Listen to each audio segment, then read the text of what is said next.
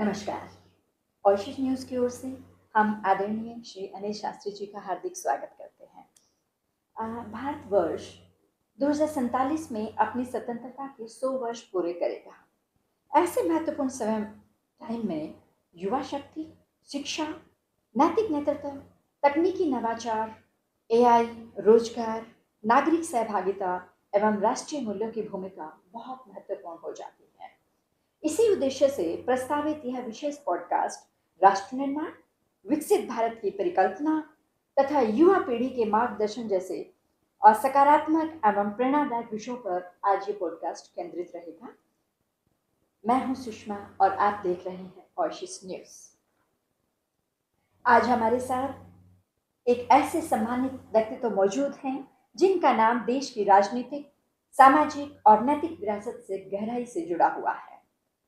पूर्व प्रधानमंत्री स्वर्गीय लाल बहादुर शास्त्री जी की प्रेरणादायक परंपरा को आगे बढ़ाते हुए आपने सार्वजनिक जीवन में महत्वपूर्ण योगदान दिया है और राष्ट्र निर्माण, शिक्षा, युवा सशक्तिकरण तथा सामाजिक सरोकारों से जुड़े विषयों पर निरंतर आपकी सार्थक भूमिका निभाई है। आदरणीय अनिल शास्त्री जी, ऑशिश न्यूज में एक बार फिर से आपका हार्दिक अभिनंदन और स्वागत है। आज हम भारत 2047 युवा शक्ति, शिक्षा, राजनीति, तकनीकी परिवर्तन, कृत्रिम बुद्धिमत्ता, राष्ट्र निर्माण तथा ऑनरेबल लेट श्री लाल बहादुर शास्त्री जी की प्रेरणादायक विरासत जैसे महत्वपूर्ण विषयों पर चर्चा करेंगे। आपका फिर से बहुत बहुत स्वागत है सर। जो विषय हमने चुना है वो भारत 2047 और युवा शक्ति के ऊपर है। और शास्त्री जी, भारत आज विश्व की सबसे युवा आबादी वाले देशों में से एक है। आने वाले वर्षों में यही युवा शक्ति भारत के विकास, नवाचार और वैश्विक नेतृत्व की दिशा निर्धारित करेगा। अब प्रश्न इसमें इस तरह से हम और कुछ चर्चा करेंगे आज कि वर्ष 2047 में जब भारत स्वतंत्रता के 100 वर्ष पूरे करेगा, तब आप भारत को किस रूप में देखना चाहते हैं? मैं तो यही चाहूँगा कि भारत में जो इस समय जो लोगों को परेशानियों का सामना कर रहा है, ख़ासतौर से नौजवानों को, युवकों को जो अच्छी खासी पढ़ाई प्राप्त कर लेते हैं और कॉलेज पास कर लेते हैं, यूनिवर्सिटी पास कर लेते हैं, उनको रोज़गार मिलना चाहिए। आज बेरोज़गारी इतनी बढ़ गई है कि जब भी मैं किसी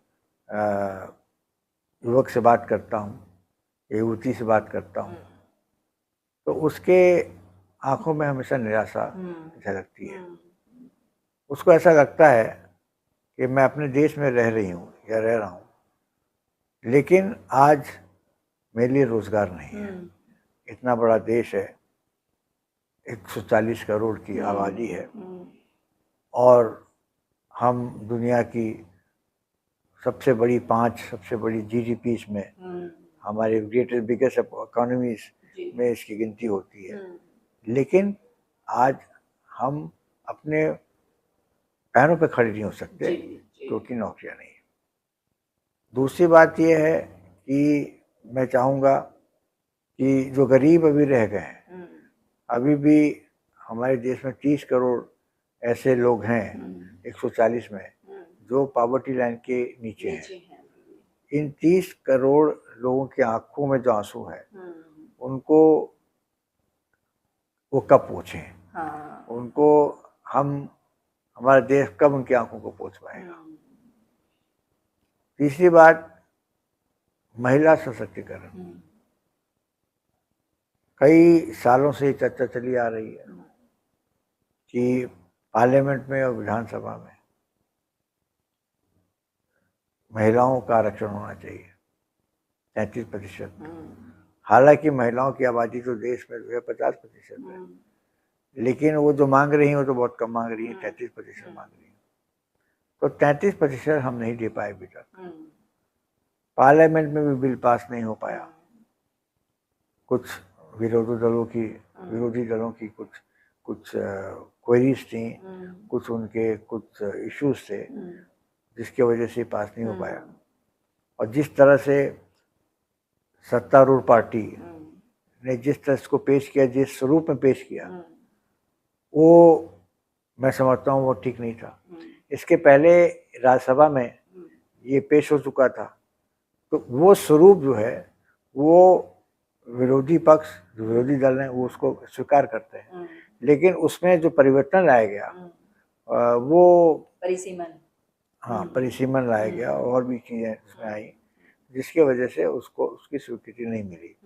साथ साथ जो दक्षिण भारत के जो हमारे देश प्रदेश हैं, उनको भी मन में एक शंका थी कि इस परिसीमन से होगा ये कि हमारी सीटें कम हो जाएंगी, जो number of seats in parliament assembly will go down.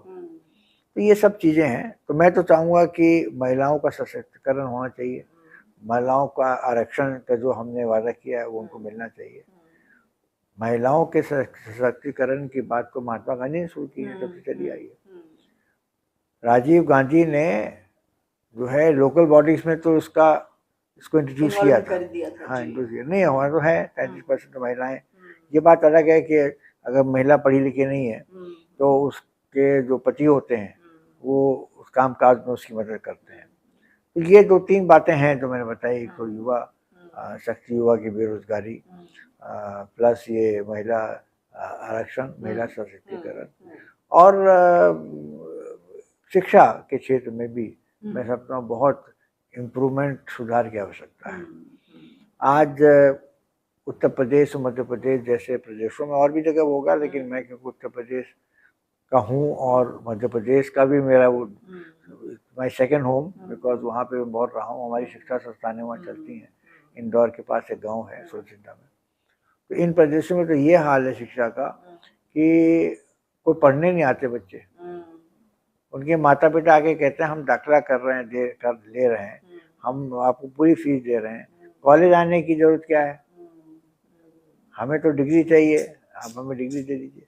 तो पढ़े लिखे अनपढ़ों की जमात पता हो रही है उत्तर प्रदेश और मध्य प्रदेश में। ये भी एक कारण है बेरोजगारी का।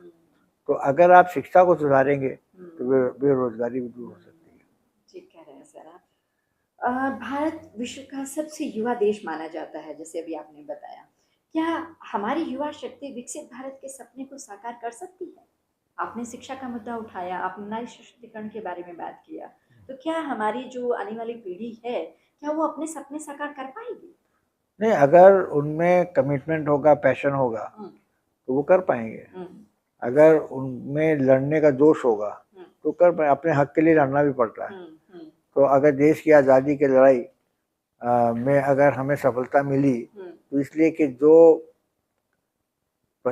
कटिबद्धता थी, जो कमिटमेंट था, जैसे उस समय के नेताओं में लाल बहादुर शास्त्री जी थे, जवाहरलाल नेहरू, मौलाना आजाद, तो अगर वो उस तरह के सेक्रीफाइस करने के तैयार हैं आज की युवा पीढ़ी, तो उनको उनका हक मिलेगा, उनका अधिकार मिलेगा, अवश्य मिलेगा।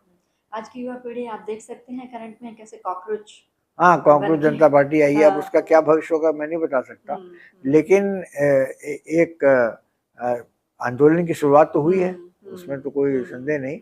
एक आंदोलन की शुरुआत हुई है और अभी भी 20 तारीख को वो जंतर मंतर करना चाह रहे हैं कल। तो देखिए अब क्या होता है, जल्दी है इस बात की कहना।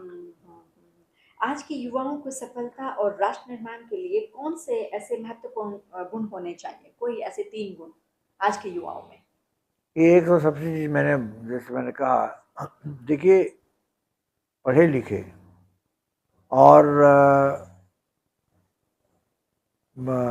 जिसमें कमिटमेंट है, उनके लिए हमारे देश में अवसरों की कमी नहीं है। There is no dearth of opportunities for those who are intelligent and qualified. इस तरह के जो हमारे युवा पीढ़ी है उनको मिल भी जाती है, नौकरियां मिल जाती है। सरकारी नहीं मिलती है तो प्राइवेट सेक्टर मिल जाती है, कॉर्पोरेट सेक्टर मिल जाती है। तो वो जरूरी है जो 3 बातें आपने कही, passion, commitment and qualification. Qualification के ऊपर ही अब हमारा अगला विषय था, शिक्षा और नई पीढ़ी। किसी भी राष्ट्र का भविष्य उसकी शिक्षा व्यवस्था और युवा पीढ़ी पर ही निर्भर करता है, जैसे अभी आपने चर्चा में बताया। इसी संदर्भ में शिक्षा और युवाओं से जुड़े कुछ महत्वपूर्ण प्रश्न भी मैं लेना चाहूंगी इस समय में। क्या वर्तमान शिक्षा व्यवस्था युवाओं को केवल डिग्री प्रदान कर रही है, जैसे आपने अभी यूपी और एमपी का एग्जाम्पल दिया, बट क्या रियलिटी में सब जगह भी कुछ ऐसा है, या उन्हें जिम्मेदार नागरिक भी बना रही है हमारा एजुकेशन सिस्टम?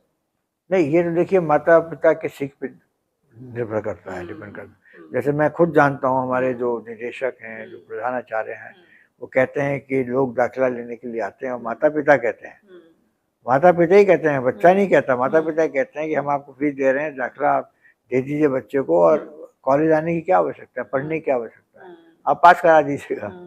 तो वो ऊपर से माता पिता के सीख पर बहुत कुछ निर्भर करता है, वो किस प्रकार की सीख अपने बच्चों को देना चाहते हैं, उस पर बहुत कुछ डिपेंड करता है। यानी कि जिम्मेवारी सिर्फ हम सरकार की तरफ या एजुकेशन सिस्टम पर नहीं डाल सकते हैं, बच्चे की परवरिश भी उसकी जिम्मेवार होने वाली है कि वो एक किस तरह का नागरिक बनता है देश के लिए। सोशल मीडिया और डिजिटल युग में युवाओं के सामने सबसे बड़ी चुनौती क्या नजर आ रही है? देखिए, एक चीज सबसे बड़ी तो यही है कि जो आर्टिफिशियल इंटेलिजेंस है, ये हावी होता जा रहा है। हाँ, बहुत ज्यादा और डिपेंडेंसी आ इस रही है पे हमें ये देखना पड़ेगा कि मतलब चैट जीपीटी हर तरह से, मतलब जो है अब हमारे जो Lal Bahadur Shastri institute of management Delhi है, वहाँ के स्टूडेंट्स भी चैट जीपीटी का इस्तेमाल करते हैं। तो ये जिस तरह से हावी हो रहा है, वो मैं समझता हूँ कि हमारी युवा पीढ़ी के भविष्य के लिए अच्छा नहीं है, क्योंकि जो मशीन है, जो टेक्नोलॉजी है, वो अपने स्थान पे है, उसको वहीं तक सीमित रखना चाहिए, उसके ऊपर उसको नहीं आने देना, उसको आगे नहीं आने देना चाहिए। आप अपने आप को इतना मजबूत करें, अपने आप को इतना सक्षम करें कि वो हर तरह का काम कर सके। और लोग जो है चिट्ठी बनाने में, स्पीच लिखने में, प्रेजेंटेशन देने में चैट जीपीटी का इस्तेमाल करते हैं। तो ये तो गलत है, और इसमें थोड़ा सा मैं समझता हूँ जो शिक्षा संस्थान है उनको भी इस पर कुछ नियंत्रण रखना चाहिए। वो इजी लगता है ना सर, इजी टू एक्सेस हो गया ना, इसलिए रीडिंग वाली हैबिट खत्म हो रही है बच्चों की, ये चीजें आ रही हैं। यदि आपको देश के विद्यार्थी को एक महत्वपूर्ण सलाह देनी हो तो वो कौन सी होगी? किसको? आज के विद्यार्थी को, स्टूडेंट को। हाँ, समझ गया। नहीं, मैं तो यही कहूँ, तो मैंने शुरू में कहा कि देखिए, what is most important is that you have to be totally committed to the cause that is in your mind. आप एक कॉज, एक गोल सेट करिए अपना। सबसे जरूरी चीज है कि आप करना क्या चाहते हैं, आपकी दिशा, आपकी दिशा क्या है, गोल क्या है। आप कारपेंटर बनना चाहते हैं, इलेक्ट्रीशियन बनना चाहते हैं, आप इंजीनियर बनना चाहते हैं, आप मैनेजमेंट ग्रेजुएट होके आप कॉर्पोरेट वर्ल्ड में काम करना चाहते हैं, आप आईएएस वगैरह में आप कंपटीशन में बैठना चाहते हैं, तो ये एक पहली तो ये सबसे जरूरी बात है कि you must set the goal for yourself. जब अपने लिए आप गोल सेट करेंगे, आप नौकरी करेंगे, तो आपकी जो टीम है, आप उनके लिए भी गोल सेट करेंगे, और गोल सेट करने के बाद उसको किस तरह से क्रियान्वित करना है, कैसे अचीव करना है, वो आता है आपके कमिटमेंट और पैशन से, जो मैं पहले कहा। आप गोल बगैर कमिटमेंट और पैशन के नहीं कर सकते। अगर महात्मा गांधी ने कहा क्विट इंडिया मूवमेंट कि हमको देश को आज़ाद करना है, तो उनके कमिटमेंट में कोई कमी नहीं थी, उनके पैशन में कोई कमी नहीं थी। अगर कमी होती तो वो वहाँ से गुजरात से जो है वो डांडी मार्च नहीं करते। उनके कमिटमेंट में अगर कमी होती तो वो दिसंबर के महीने, जाड़े के महीने में धोती पहन के वो लंदन नहीं जाते। तो ये आप अपना गोल सेट करिए, और dreamer to be a dreamer अच्छी बात है, लेकिन उसको क्रियान्वित होना चाहिए। तो गोल सेट करके आपके पास वो कमिटमेंट और पैशन होना चाहिए उस गोल को अचीव करने का। शिक्षा और नई पीढ़ी की बात के बाद थोड़ी सी राजनीति और नैतिक नेतृत्व के बारे में भी थोड़ी सी बात मैं करना चाहूँगी आपसे। शास्त्री जी, आपने राजनीति और सार्वजनिक जीवन को बहुत करीब से देखा है, ऐसे में राजनीति में मूल्यों, आदर्शों और नैतिक नेतृत्व की भूमिका पर आपकी राय जानना बहुत जरूरी हो गया है आज की युवा पीढ़ी के लिए स्पेशली। आज अक्सर कहा जाता है कि राजनीति सेवा से अधिक सत्ता का माध्यम बनती जा रही है, सेवा कम रह गई है। वो सेवा थी शास्त्री जी, लाल बहादुर शास्त्री जी के टाइम में, कि उसको सेवा माना जाता था, लेकिन आज ये सत्ता का माध्यम बन गई है। आप इस विषय में किस तरह से अपने विचारों को रखें? देखिए, इसमें तो कोई संदेह नहीं है, डाउट नहीं है कि राजनीतिक मूल्यों में गिरावट आई है बड़ी तेजी से, और गिरता जा रहा है। ये थोड़ा बहुत चिंता का विषय है, क्योंकि ये हमारी लोकतांत्रिक व्यवस्था पर भी आघात पहुंचा सकता है। उस समय देखिए जब ये हुआ था, देश आज़ादी के लिए लोग लड़ रहे थे, तो उनको ये पता नहीं था कि देश आज़ाद हो जाएगा। वो तो देश को आज़ाद कराने के लिए लड़ रहे थे। हाँ। लेकिन अब राजनीति आते लोग इसको पेशे के रूप में लेंगे। तो देखिए उसको तो नहीं हटाया जा सकता है, वो तो रहेगा, क्योंकि राजनीति को लोग अब पेशा मानते हैं और वो त्याग और सैक्रिफाइस की भावना से कोई नहीं आता है, समाज सेवा के भाव से नहीं आता। तो वो तो एज ए प्रोफेशन आता है कि हमें सत्ता मिले, पोजीशन मिले, पद मिले, इस सब ख्याल से वो आते हैं। तो मूल्यों में गिरावट आई जाएगी, उसमें तो कोई संदेह नहीं। लेकिन जो दुर्भाग्य की बात है, दुर्भाग्यपूर्ण बात यह है कि मूल्यों में गिरावट केवल राजनीति में नहीं आई है। चाहे मेडिकल प्रोफेशन ले लें, आप टीचिंग प्रोफेशन ले लें, आप बिजनेस ले लें, हर तरह हर एरिया में मूल्यों में गिरावट आई है। तो वो जो एक कैरेक्टर हुआ करता था, character of integrity, character of commitment, character of dedication, character of serving the nation, वो कैरेक्टर मिसिंग है किसी भी इंडिया में। तो उसका ज़रा अफसोस है, लेकिन मैं इसको मानता हूँ, मैं तो ऑप्टिमिस्ट हूँ। मैं इसको मानता हूँ कि हो सकता है ये एक टर्निंग प्रोसेस है, एक मंथन के दौर से हमारा देश गुजर रहा है, हमारा समाज गुजर रहा है। और ये आफ्टर अ वाइल, अब मैं नहीं कह सकता कितना लगे, 5 साल, 10 साल, 15 साल, इस टर्निंग प्रोसेस से, इस मंथन के दौर से हम आगे उभर के हो सकता है कि हम जिस राजनीतिक मूल्यों की, जिन मूल्यों की हम बात कर रहे हैं, शायद वो पुनर्स्थापित हो जाए आने वाले समय में। लेट्स होप कि, क्योंकि आपने कहा आप ऑप्टिमिस्ट हैं, तो कहीं ना कहीं युवा से ये उम्मीद है और एक आह्वान भी है शास्त्री जी की तरफ।